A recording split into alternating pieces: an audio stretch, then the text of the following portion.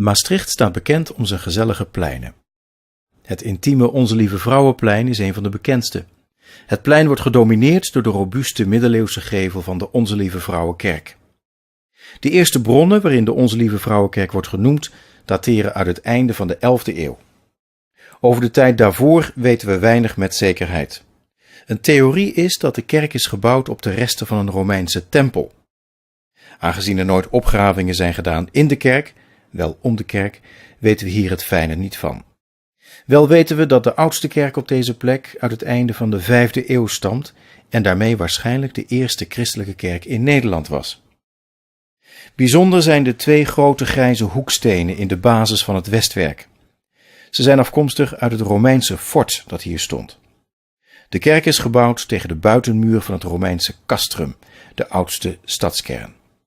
Van de 5e tot de 8e eeuw zetelden de bisschoppen van Tongeren en Maastricht in de Onze Lieve Vrouwenkerk. Daarna was het eeuwenlang een kapittelkerk. In de Franse tijd werden kerken en kloosters gesloten.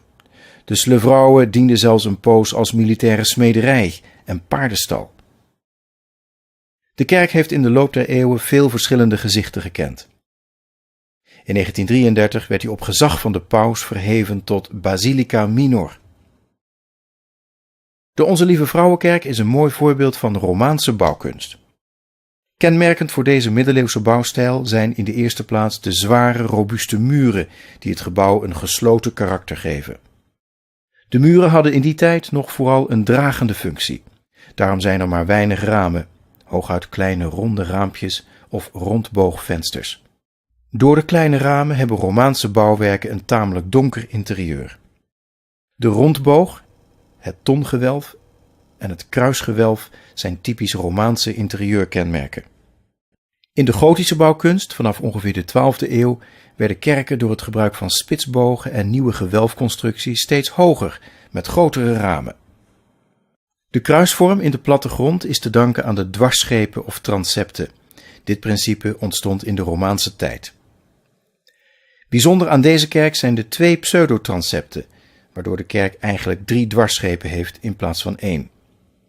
Ook door de crypte onderscheidt de Onze Lieve Vrouw zich van andere Romaanse kerken. In deze ruimte bevinden zich de oudste kapitelen van de kerk. Door deze crypte beschikt de kerk, en dat is bijzonder, over een west- en een oostkoor. Het oostkoor is bekend vanwege de prachtig gebeeldhouwde kapitelen. De gotische Merodekapel naast de Onze Lieve Vrouwenkerk herbergt sinds 1903 de grote trots van Maastricht, de Sterre der Zee. Van heinde en verre komen mensen dit bijzondere houten beeld uit de 15e eeuw bewonderen. Ze steken er een kaarsje aan en bidden tot Maria. Ieder jaar tijdens de Bidweg, een traditie die voortkwam uit het processieverbod van 1632, wordt een replica van het beeld door de stad gedragen. Het beeld is een van de 4 stadsdevoties van Maastricht.